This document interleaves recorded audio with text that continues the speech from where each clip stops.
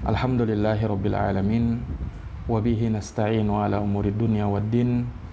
Asyhadu an la ilaha illallah wahdahu la syarikalah wa asyhadu anna Muhammadan abduhu wa rasuluh sallallahu alaihi wa ala alihi wa sahbihi wa man tabi'ahum bi ihsanin ila yaumiddin wa sallama tasliman katsira, amma ba'd. Ma'asyaral muslimin wal muslimat, hadirin wal hadirat, al-musyahidin wal musyahidat, para pemirsa, para pendengar yang dirahmati dan dimuliakan oleh Allah Subhanahu wa taala. Alhamdulillah, pada malam hari yang berbahagia ini kembali kita dapat melanjutkan kajian online. Insyaallah taala kita masih dalam pembahasan fikih puasa-puasa sunnah, ya. Dan insyaallah taala ini adalah pertemuan kita yang terakhir dalam pembahasan terkait masalah ini.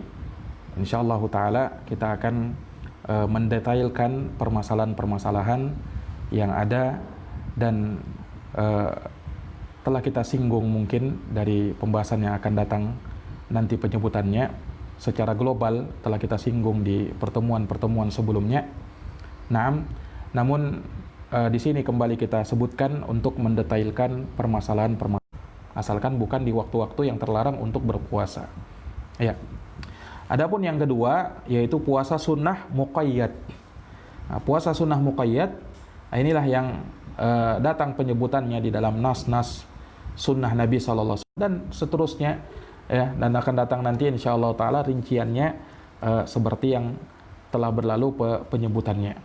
Nah, ini disebut dengan puasa muqayyad. Kenapa? Karena dia terikat di waktu-waktu tertentu, ya, terikat di waktu-waktu tertentu pelaksanaannya. Sama-sama sunnah, ya. Puasa sunnah mutlak juga sunnah, puasa sunnah muqayyad juga sunnah. Nah, hanya perbedaannya kalau yang mutlak itu tidak terikat di waktu tertentu, ya, silahkan berpuasa kapan saja, yang penting jangan di waktu yang terlarang. Adapun muqayyad, nah ini memang yang dikhususkan di waktu tertentu, ya. Misalnya puasa Arafah, ya, di tanggal 9 Dzulhijjah tidak boleh kita niat puasa Arafah, ya, di bulan ini. Nah, kita ingin, saya mau niat puasa Arafah di bulan ini, bukan waktunya, ya kan? Tidak boleh dia melaksanakan puasa Arafah. Nanti di tanggal 9 Dzulhijjah baru melaksanakan puasa Arafah. Jelas ya? Nah, ini ikhwani fiddin azani Allahu wa iyyakum. Taib.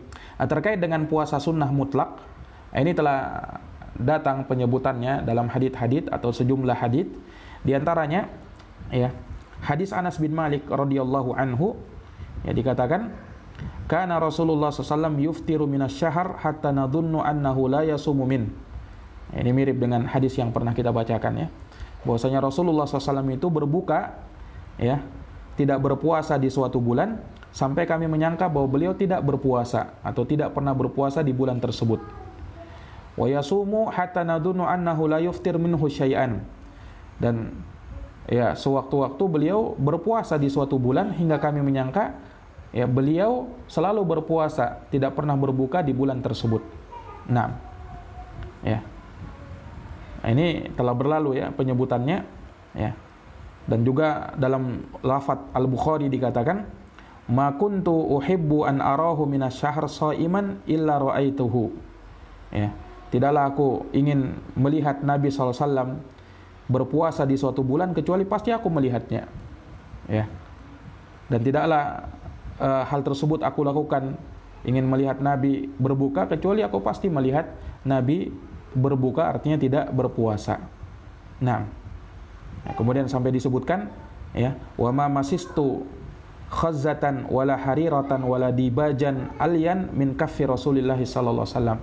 Dan aku tidaklah menyentuh, kata Anas bin Malik, ya, tidak pernah aku menyentuh kain sutra, ya, yang lebih halus dan lebih lembut dari telapak tangannya Rasulullah sallallahu alaihi wasallam.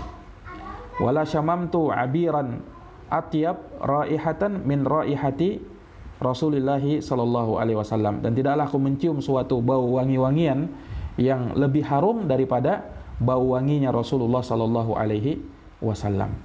Nah, taib. Intinya di sini Nabi disebutkan oleh Anas bin Malik, beliau berpuasa dan terkadang beliau berbuka. Ya, wallahu alam, berpuasa yang dimaksud di sini tidak terikat dengan waktu tertentu. Ini kapan saja Nabi mau berpuasa, beliau lakukan puasa. Ini namanya puasa sunnah mutlak. Ya, puasa sunnah mutlak. Jadi kita kenal ada puasa sunnah mutlak. Kapan saja silahkan berpuasa. Dari semenjak matahari dari semenjak terbitnya fajar hingga terbenamnya matahari silahkan berpuasa, asalkan jangan atau bukan di waktu yang terlarang. Waktu yang terlarang kapan? Sudah berlalu penjelasannya, ada 5 waktu yang terlarang, yaitu Aidain, 2 hari raya Id, Idul Fitri dan Idul Adha, dan 3 hari Ayyamut Tasyriq, tanggal 11, 12, dan 13 di bulan Dzulhijjah.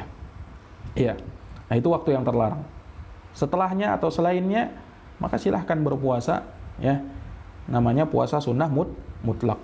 Nah, juga diterangkan dalam hadis yang lain, ya, terkait masalah itu. Ada sejumlah hadis dan juga telah berlalu penyebutannya di dalam hadis-hadis yang telah pernah kita bacakan. Ya.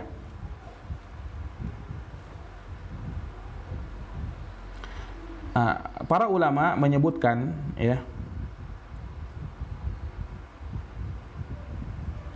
bahwasanya ketika Nabi SAW kadang melakukan puasa dan terkadang beliau tidak melakukan puasa, ya, ini beliau memilih sesuatu yang terbaik bagi beliau sesuai dengan kemaslahatan yang ada, ya, sesuai dengan kemaslahatan yang ada. Makanya, ya, terkadang para sahabat melihat Nabi itu sering berpuasa, namun terkadang juga beliau sering berbuka.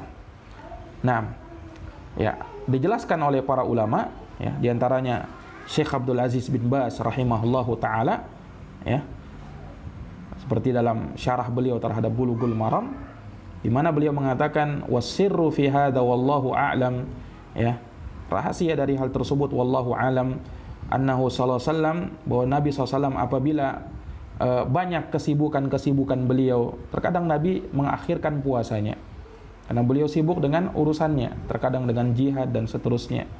Nah, jadi ketika ada kesibukan Nabi, dimaklumi Nabi SAW adalah seorang pimpinan ketika itu kaum muslimin. Nah, sehingga tentu saja banyak masalah-masalah yang menghampiri beliau, ya. Tentunya ketika beliau berpuasa di waktu-waktu sibuknya tersebut, nah, ini akan mengurangi kekuatan beliau sallallahu alaihi wasallam, ya. Sehingga beliau lebih nyaman untuk tidak berpuasa. Tapi di waktu-waktu senggang beliau, ya, di waktu-waktu kosong beliau dari kesibukan, beliau memperbanyak puasa. Nah, ini dijelaskan oleh Syekh Abdul Aziz Ibn Baz rahimahullahu ta'ala. Taib. Jadi intinya ada puasa sunnah mutlak.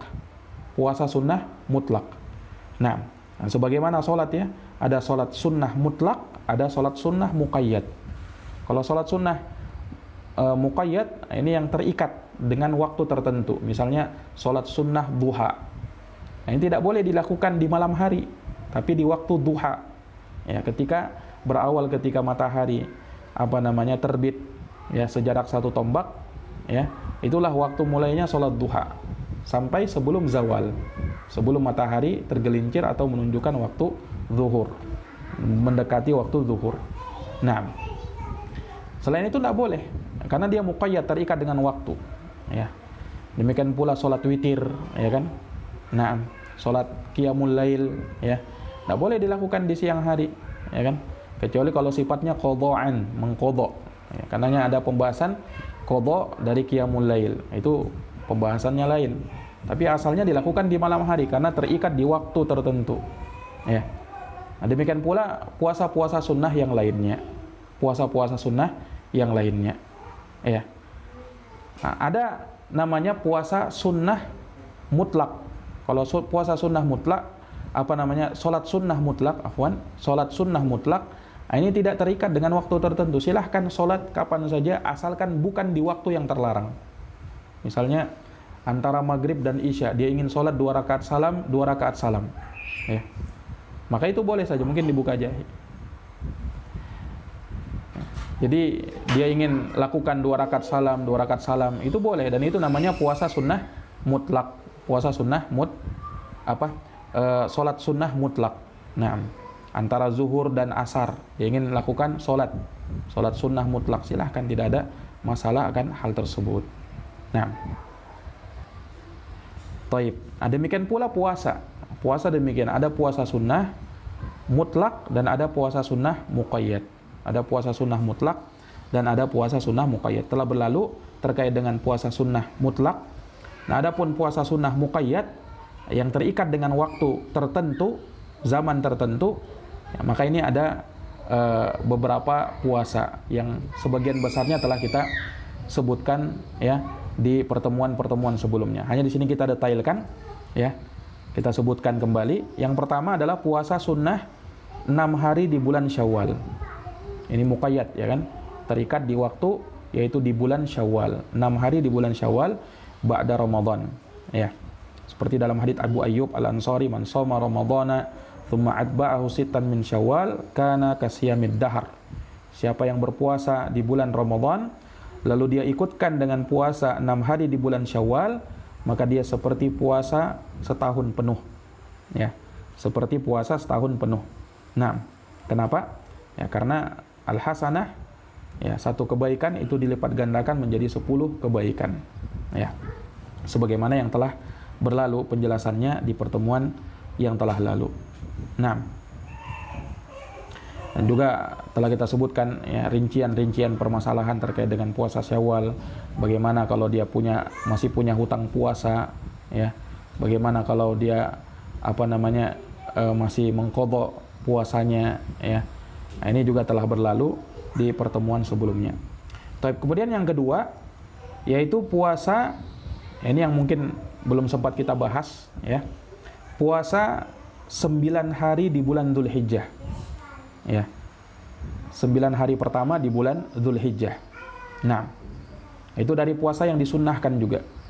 Ya, tentunya kita pahami, kita maklumi, sudah kita bahas puasa di tanggal 9 Dzulhijjah. Itulah puasa Arafah. Nah, tapi yang kita maksudkan di sini berpuasa dari awal hari di bulan Dzulhijjah sampai tanggal 9. Ya, itu disunnahkan berdasarkan hadis dari sebagian istri Nabi SAW disebutkan, dan hadisnya sahih riwayat Imam An-Nasa'i, disahihkan oleh Syekh Al-Albani rahimahullah. Kata sebagian istri Nabi, kana yasumu tis'an min Dzulhijjah, ya, bahwa Nabi SAW itu berpuasa 9 hari ya, di bulan Dzulhijjah. Maksudnya 9 hari apa? Ini dari awal bulan sampai akhir bulan. Ya, dari awal bulan sampai akhir bulan. Nah, maksudnya dari awal bulan Dzulhijjah sampai tanggal 9. Sampai tanggal 9. Nah, sampai tanggal 9 Dzulhijjah. Ya, kana yasumu tis'an min Dzulhijjah. Beliau berpuasa 9 hari di bulan Dzulhijjah, wa yauma Asyura, dan juga di hari Asyura di tanggal 10 Muharram, wa thalatha ayyamin min kulli syahr, dan 3 hari ya di setiap bulan. Nah, ini. Jadi selain disunnahkan puasa Arafah, juga disunnahkan berpuasa 9 hari di bulan Syawal. Dari tanggal 9 hari di bulan Dzulhijjah, dari tanggal 1 Dzulhijjah sampai tanggal 9 Dzulhijjah. Nah, ya, dan berdasarkan keumuman haditsnya Ibnu Abbas, di mana Nabi bersabda, "Ma min ayyamin," ya, tidak ada satupun hari yang amalan soleh ya lebih dicintai oleh Allah Subhanahu wa taala melebihi 10 hari pertama bulan Dzulhijjah. Ma min ayyamin al-amalus shalih fihinna ahabbu ila Allah min hadhil ayyamil ashar. Ya, sampai para sahabat bertanya, "Ya Rasulullah, walal jihadu fi sabilillah?" Tidak pula amalan jihad di jalan Allah? Ya. Kata Rasulullah, walal jihadu fi sabilillah, tidak pula amalan jihad di jalan Allah. Illa rajulun kharaja bi nafsihi wa malih falam yarji min dzalika bi syai'. Kecuali seseorang yang dia keluar dengan jiwanya, hartanya, lalu dia tidak kembali lagi setelah itu, yakni mati syahid. Nah, ini ikhwani fiddin azani Allah wa iyyakum, dan tidak diragukan ya puasa ya dari amal soleh yang paling utama ya, sehingga dari keumuman hadits ini ya, disunnahkan untuk melakukan puasa juga di 9 hari pertama bulan Dzulhijjah. dari tanggal 1 sampai tanggal 9. Walaupun dari 9 hari ini yang paling ditekankannya adalah puasa Arafahnya di tanggal 9-nya. Itu yang paling ditekankan. Itulah yang datang penyebutan hadis yang menyebutkan keutamaan diampuni dosanya sepanjang selama 2 tahun, tahun sebelumnya dan tahun yang akan datang. Nah, taib. Ini ikhwani fiddin azanillahu wa iyyakum, ya. Nah, adapun terkait yang ketiga, tadi yang kedua, yang ketiga puasa Arafah di tanggal 9 Dzulhijjah. Nah, ini telah kita sebutkan ya, puasa Arafah itu ya disunnatkan untuk selain jamaah haji. Kalau jamaah haji disunnahkan bagi mereka untuk berbuka ketika mereka wukuf di Arafah. Karena itu yang dicontohkan oleh Nabi dalam suatu hadits yang sahih ketika para sahabat ya berselisih apakah Nabi ini berpuasa atau tidak di tanggal tersebut ya. Maka ketika itu Ummu Fadl ya membawakan segelas susu untuk Nabi SAW, maka Nabi pun meminum susu tersebut dan dilihat oleh para sahabat ya. Artinya ketika itu menunjukkan bahwasanya beliau tidak sedang berpuasa. Beliau tidak sedang berpuasa. Nah, maka tidak disunnahkan bagi jamaah haji untuk berpuasa ya. Tapi selain jamaah haji disunnahkan untuk berpuasa di hari Arafah. Kenapa mereka tidak disunahkan puasa bagi jamaah haji? Ya, karena kata para ulama, ya, para jamaah haji itu disibukkan dengan perkara-perkara yang lebih bermanfaat lagi, yaitu mereka disibukkan dengan doa, ya, kemudian dengan ibadah-ibadah dan seterusnya. Nah, taib ini ikhwani fiddin azanillahu wa iyyakum. Kemudian yang keempat, ya, yaitu puasa di bulan Muharram. Ya, secara umum puasa di bulan Allah, bulan Muharram. Itu berdasarkan haditsnya Abu Hurairah, afdhalus siyami ba'da Ramadan syahrullahil Muharram. Seutama-utama puasa setelah bulan Allah, setelah Ramadan adalah puasa di bulan Allah, bulan Muharram. Ya. Wa afdhalus salati ba'dal fardhah salatul lail. Dan seutama-utama salat setelah salat fardu adalah salat lail, qiyamul lail. Nah, ini menunjukkan bahwasanya puasa di bulan Muharram secara umum ya, dari awal bulan sampai akhir bulan itu puasa yang utama ya, puasa yang utama. Nah, apakah boleh berpuasa dari awal bulan sampai akhir bulan, sebulan penuh begitu ya? Ya wallahu alam. Kalau kita melihat dari sunnah Nabi, Nabi itu tidak pernah berpuasa 1 bulan penuh kecuali di bulan Ramadan saja ya.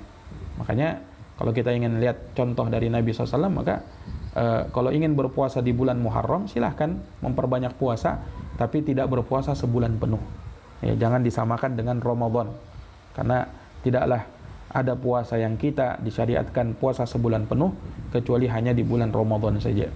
Jelas ini? Nah, itu sebagaimana penjelasan para ulama kita rahimahumullahu ta'ala. Taib. Kemudian yang kelima, puasa yang kelima yaitu puasa Asyura. Nah, puasa Asyura itu puasa di tanggal 10 Muharram. Tanggal 10 Muharram ya. Demikian pula 1 hari sebelumnya yaitu puasa Tasu'a, yang dikenal dengan puasa Tasu'a, puasa di tanggal 9 Muharram. Itu disunnahkan. Ya, itu disunnahkan. Nah, dan riwayat-riwayat banyak menyebutkan puasa di tanggal 10 dan juga di tanggal 9. Ada khilaf para ulama terkait dengan berpuasa di tanggal 11. Tapi riwayat yang menyebutkan hal tersebut, riwayat yang tidak kuat. Yang kuat itu di tanggal 9 dan di tanggal 10 saja. Puasa Tasu'a dan puasa Asyura. Ya. Adapun kalau ingin berpuasa di tanggal 11 Muharram, boleh saja. Ya, boleh saja, bukan karena mengamalkan hadis dhaif, akan tetapi ya secara umum berpuasa di bulan Muharram. Keutamaan puasa di bulan Muharram. Dan juga kalau dia ingin dapatkan keutamaan puasa 3 hari dalam sebulan ya, maka dia bisa puasa tanggal 9, 10, 11. Dia dapatkan puasa Muharram yaitu tanggal 10 Muharram Asyura, dan sekaligus dia dapatkan juga puasa, keutamaan puasa 3 hari dalam 1 bulan ya kan. Telah berlalu ya pembahasan disunnahkannya puasa 3 hari dalam satu bulan. Jelas ini? Nah ya. Kalau dia ingin puasa tanggal 10 saja, apakah boleh? Ya, dari sisi boleh saja. Akan tetapi kurang afdol. Yang afdolnya kalau dia juga puasa di tanggal 9 Muharram, Tasu'a, dan 10 Muharram, karena disebutkan dalam hadis itu sebagai bentuk penyelisihan ya kepada orang-orang Yahudi. Ketika Nabi mengetahui bahwasanya orang Yahudi berpuasa di tanggal 10 Muharram ya, maka kata Nabi ya, kalau begitu ya, idza jaa al-amul muqbil, apabila datang tahun depan ya, kita akan berpuasa di tanggal 9 insyaallah. Tapi qadarallahu wa masya'a fa'al ya, Nabi SAW telah wafat duluan. Nah, sebelum beliau sempat berpuasa di tanggal 9 Muharram. Tapi beliau sudah berkeinginan, ya kan? Sehingga hal tersebut menjadi perkara yang disunnahkan bagi umatnya. Ini ikhwani fiddin azani Allahu wa iyyakum. Dan banyak riwayat-riwayat ya terkait dengan masalah ini, ya, puasa di tanggal 9 dan 10 Muharram. Nah. Baik, kemudian yang ke-6 ya, yaitu puasa di bulan Sya'ban. Nah, ini juga telah berlalu penjelasannya ya. Sudah berapa kali kita sebutkan ya, sunnahnya berpuasa di bulan Sya'ban, di mana Nabi SAW itu tidaklah berpuasa 1 bulan penuh kecuali di bulan Ramadan, dan tidaklah beliau memperbanyak puasa di suatu bulan kecuali di bulan Sya'ban. Ya. Sampai kita sebutkan ya, kenapa Nabi SAW lebih memperbanyak puasa di bulan Sya'ban melebihi puasanya di bulan Muharram. Padahal telah jelas ya, Muharram puasa yang lebih utama, ya kan? Maksudnya Nabi pernah menyebutkan puasa di bulan Muharram itu yang lebih utama setelah puasa Ramadan, ya kan? Tapi kenapa ya Nabi SAW lebih memperbanyak puasa di bulan Sya'ban? Apakah lebih utama Sya'ban? Nah, ini ada beberapa jawaban para ulama. Ya, kalau Imam An-Nawawi rahimahullah menyebutkan bahwasanya Nabi SAW ya baru mengetahui kutabannya itu di akhir-akhirnya, di akhir-akhir kehidupan beliau ya, baru beliau mengetahui hal tersebut. Nah, itu kata Imam An-Nawawi. Ada juga menyebutkan bahwasanya beliau juga menyebutkan barangkali tatkala di bulan Muharram ya, Nabi ingin memperbanyak puasa, namun karena banyak kesibukan beliau di situ sehingga beliau terhalangi untuk melakukan memperbanyak puasa di bulan Muharram. Ini jawaban-jawaban Imam An-Nawawi. Kalau Syekh Shalih Al-Utsaimin dalam syarahnya beliau di kitab Bulughul Maram Fathul Jalali wal Ikram, beliau menjelaskan bahwasanya puasa di bulan Sya'ban itu lebih utama dari sisi karena dia puasa muqayyad. Adapun puasa di bulan Muharram, puasa di bulan Muharram karena dia tidak tentu, walaupun memang betul di bulan Muharram, tapi dia tidak tentu ya, sehingga dari sana beliau menimbang puasa Sya'ban yang muqayyad itu lebih utama, karena telah berlalu puasa sunnah muqayyad itu lebih utama daripada puasa sunnah mutlak ya, puasa sunnah mutlak. Jelas ini? Nah, ini wallahu ta'ala jawaban para ulama terkait masalah ini, dan telah kita jabarkan terkait dengan puasa sunnah di bulan Sya'ban ini di pertemuan-pertemuan sebelumnya. Taib. Kemudian puasa di hari Senin dan Kamis, ini juga telah berlalu penyebutannya ya, dan ada sejumlah hadis seperti hadits Aisyah radhiyallahu anha, riwayat Imam Tirmidzi, karena Nabi sallallahu alaihi wasallam yataharra shaumal itsnain wal khamis. Nabi SAW itu menjaga puasa Senin dan puasa Kamis. Ya, Nabi selalu menjaganya. Nah, disebutkan dalam riwayat yang lain ketika disebutkan puasa Senin dan Kamis, Nabi katakan dzanika yaumani tu'radu fiha aw fihimal a'malu ala rabbil alamin fa uhibbu ayu arrada amali wa ana shaim. Itu adalah 2 hari yang 2 hari tersebut, yaitu di hari Senin dan Kamis, diperhadapkan amal-amal soleh kepada Allah Rabbul Alamin. Maka aku sangat cinta manakala amalku diperhadapkan kepada Allah dan aku sedang berpuasa. Nah, ini riwayat yang menyebutkan akan hal tersebut, dan ada riwayat-riwayat yang lain ya terkait dengan masalah itu. Baik, kemudian yang ke-8 dari puasa-puasa sunnah muqayyad, yaitu puasa 3 hari di setiap bulan ya, dan yang lebih utama adalah melakukan puasa ayyamul bid ya, ayyamul bid. Jadi zahirnya di sini puasa 3 hari itu ya, puasa ayyamul bid itu bagian dari puasa 3 hari sebenarnya di bulan Sya'ban, dan itu waktu yang paling utamanya sebenarnya, waktu yang paling utamanya ya untuk puasa 3 hari dalam sebulan, yaitu puasa ayyamul bid. Tapi kalau misalnya dia tidak sempat puasa ayyamul bid, maka dia puasa ya terserah, yang penting di bulan tersebut sebanyak 3 hari, entah di awal bulan atau di akhir bulan, ya bisa dia memilihnya. Nah, tapi kalau dia mudah untuk puasa Ayyamul Bid, puasa dia Ayyamul Bid. Kalau dia sudah puasa Ayyamul Bid, maka sudah cukup ya dari puasa 3 hari dalam 1 bulan. Nah, ini wallahu taala alam. Itu juga sebagaimana penjelasan dari Syekh Abdul Aziz Ibn Baz rahimahullahu taala. Nah, karena memang riwayat yang menyebutkan terkait dengan puasa 3 hari dalam 1 bulan, ada riwayat yang menyebutkan menentukan waktunya, dan ada riwayat yang tidak menyebutkan waktunya kapan. Yang penting 3 hari dalam sebulan. Ya, seperti wasiat Nabi kepada Abu Hurairah, ya, ausani khalili bi thalathin. Kekasihku mewasiatkan kepadaku dengan 3 perkara. Di antaranya siyamu thalathati ayyam min kulli syahr. Puasa 3 hari dalam sebulan. Ini kan mutlak, tidak disebutkan di pertengahan bulan atau di akhir bulan atau di awal bulan. Yang penting 3 hari dalam sebulan. Nah, sementara dalam riwayat yang lain ya disebutkan Nabi menyebutkan puasa Ayyamul Bid, ya, yaitu di tanggal 13, 14, 15. Nah, itu yang kita telah sebutkan haditsnya, karena Rasulullah SAW ya'muruna an nasumal bid 13 atau 13 wa 14 wa 15. Nabi SAW memerintahkan kami untuk berpuasa Ayyamul Bid, perintah sunnah di sini, yaitu di tanggal 13, 14 dan 15 di setiap bulan Hijriyah. Ini ikhwani fiddin azani Allahu wa iyyakum. Dan ada riwayat-riwayat yang lain semisal dengan itu dari penyebutan puasa Ayyamul Bid. Baik, yang terakhir yang ke-9 yaitu puasa 1 hari dan berbuka 1 hari. Ini yang dikenal dengan puasa Nabiullah Daud alaihi salam. Puasa Nabiullah Daud alaihi salam. Nah, ini ikhwani fiddin azani Allahu wa iyyakum. Dan telah berlalu ya penyebutan tentang puasa Nabi Daud ini, sehari berpuasa dan sehari tidak, di pertemuan sebelumnya. Ya, bahwasanya inilah puasa yang paling utama yang dilakukan, dan itu adalah puasa nisfud dahar, puasa setengah tahun. Karena kalau dia sehari puasa sehari tidak, sehari puasa sehari tidak, nah itu sama dengan puasa setengah tahun. Ya. Nah, ini wallahu taala alam bisawab. Baik. Ikhwani fiddin azani Allah wa iyyakum. Ya, jadi kalau kita lihat ada ya sekitar 9 puasa sunnah yang muqayyad, yang terikat dengan waktu, seperti yang telah kita jelaskan.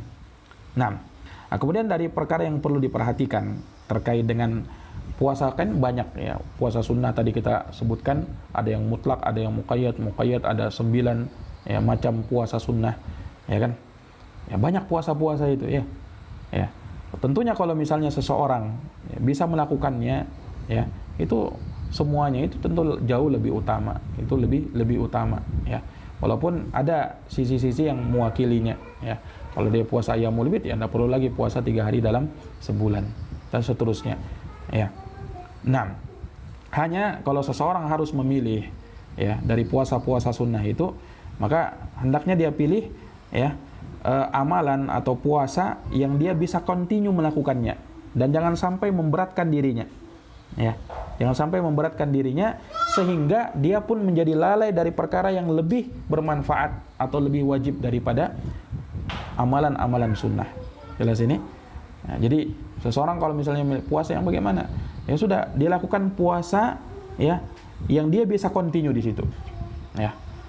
Dia bisa continue di situ. Ya. Dan para ulama, sebagian ulama menyebutkan seseorang kalau ingin memulai puasa, dia mulai dulu dengan sesuatu yang ringan. Jangan dia belum pernah berpuasa, misalnya dia ingin langsung coba-coba puasa Daud, itu berat ya. Nah, tapi dia bangun dulu dengan yang ringan ya. Puasa 3 hari dalam 1 bulan. Ketika diberikan kemampuan, puasa ya Senin Kamis ya, bertahap ya. Ketika melakukan amalan itu continue, itu lebih dicintai oleh Allah daripada banyak dilakukan amalan tapi ya hanya beberapa saat saja berhenti ya. Nah, ini tidak utama. Jelas ya? Nah, kemudian jangan sampai memberatkan dirinya ya. Seorang misalnya ya, dan itu dilihat kalau misalnya seseorang penuntut ilmu, seperti yang pernah kita singgung ya. Penuntut ilmu, dia belajar ya kan. Dia berpuasa tentu utama ya bagi dirinya. Tapi tidak semua orang kuat puasa. Ya. Ada orang yang berpuasa mampu dia, tapi ya menyebabkan dia mungkin bisa jadi tidak kuat untuk belajar, ya, dan seterusnya. Sementara dia penuntut ilmu, dia butuh untuk mempelajari ini dan itu, ya kan, dari ilmu-ilmu yang harus dia pelajari, ya. Maka kalau dia memang tidak kuat berpuasa, maka yang lebih utama dia tidak berpuasa, ya, karena dia ada tugas yang lebih urgent lagi, yang lebih penting lagi, yaitu dia melakukan menuntut ilmu, ya, dia menuntut ilmu, ya. Sebagaimana Nabi SAW terkadang dihinggapi dengan masalah-masalah, ya, perkara-perkara yang perlu beliau selesaikan. Terkadang beliau tidak berpuasa, tapi di waktu senggang beliau berpuasa, di waktu luang beliau berpuasa. Nah, ini ikhwani fiddin azani Allahu wa iyyakum. Jadi dipilih mana yang mudah bagi seseorang, ya, dan dia bisa continue melakukannya, ya, walaupun sedikit, maka tentunya itu yang jauh lebih utama. Nah, kemudian juga telah kita jelaskan terkait dengan niat puasa sunnah, ya. Itu dibedakan, ya. Itu makanya diantara manfaat juga kita bedakan puasa sunnah mutlak dan puasa sunnah muqayyad. Nah, di sana ada pembahasan para ulama terkait dengan hukum puasa sunnah, ya. Dia berniat bukan di malam hari, tapi di waktu siang dia baru berniat, ya. Dengan syarat dia belum makan sesuatu dan belum minum sesuatu dari semenjak terbitnya fajar, ya. Boleh bagi dia untuk melakukan seperti itu kalau puasa sunnah. Dan ulama memberikan catatan seperti Syekh Shalih Al-Utsaimin rahimahullah, dan juga Syekh Sa'ad bin Wahab Al-Qahtani, Syekh Sa'id bin Wahab Al-Qahtani, muridnya Syekh bin Bas rahimahullah, pengarang kitab Hisnul Muslim. Beliau juga menyebutkan syaratnya dengan, yaitu dia belum makan di waktu setelah terbitnya fajar, dan syarat yang kedua itu dilakukan untuk puasa sunnah mutlak, ya. Itu kata Syekh Shalih Al-Utsaimin dan Syekh Sa'id bin Wahab Al-Qahtani. Artinya kalau puasa sunnah muqayyad, itu tidak boleh, dia mesti sholat niat puasa di malam hari. Ini menurut pendapat beliau rahimahullahu ta'ala, ya, karena sifatnya dia muqayyad, ya kan, terikat dengan waktu, ya, dan disebutkan keutamaannya, maka mesti memang dia melakukan puasa itu, ya, dari semenjak terbitnya fajar sampai terbenam matahari, ya. Beda dengan puasa, kadar nilai pahalanya berbeda dengan orang yang niat puasa di semenjak di malam hari, ya, dengan orang yang baru niat puasa ketika siang hari, puasa sunnah mutlak, karena mungkin, ya, tiba-tiba dia ingin puasa, kebetulan belum sempat makan. Artinya begini, kalau dia sudah sempat makan, sempat minum setelah terbit fajar, tidak boleh puasa, ya. Kenapa? Ya, namanya orang puasa itu kan dia menahan diri dari makan dan minum semenjak terbitnya fajar hingga terbenam matahari, ya.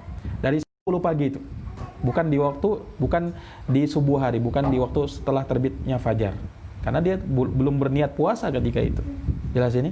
Nah, ini wallahu ta'ala alam bisawab, ya, itu yang disebutkan oleh para ulama kita rahimahullahu ta'ala. Nah, kemudian yang terakhir terkait dengan adab orang yang berpuasa, ini yang melakukan puasa sunnah, ya. Tentunya ada adab-adab yang perlu diperhatikan. Ini yang pembahasan terakhir yang kita bahas di sini.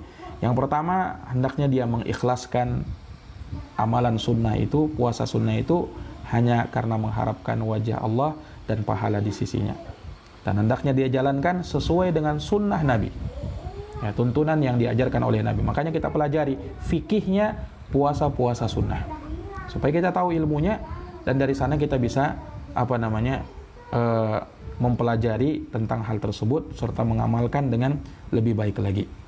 Nah, kemudian yang kedua, ya, dari adab yang kedua, hendaknya dia menjauhkan diri dari beramal karena ingin dilihat, riya, beramal karena ingin didengar, sum'ah, ya, dan seterusnya, ya. Karena tentunya amalan yang sudah dicampuri dengan riya, kemasukan sum'ah, ini amalan yang sia-sia, menjadi tidak bermanfaat, terhapus amalannya. Nah, kemudian juga, ya, terkait dengan seorang yang berpuasa sunnah, ya, ini ada permasalahan. Apakah boleh dia tiba-tiba ingin membatalkan puasa sunnahnya? Ya, jawabnya itu boleh, karena puasa sunnah. Ya, apalagi kalau misalnya ada memang dorongan untuk melakukan untuk berbuka. Ya, misalnya tiba-tiba ada tamunya, ya, dia hidangkan, sementara dia puasa, ya kan? Dia sedang berpuasa, ya. Dia mau hidangkan tamu, tapi tamunya dia tidak merasa enak dengan tamunya, dikarenakan dikarenakan dia tidak merasa nyaman kalau misalnya tamunya tersebut, ya, makan sendiriannya dan dia tidak ikut makan bersamanya. Maka boleh bagi dia untuk makan bersama tamunya, dan dengan itu dia berbuka. Doil. Masuk dulu anak, ya. Masuk.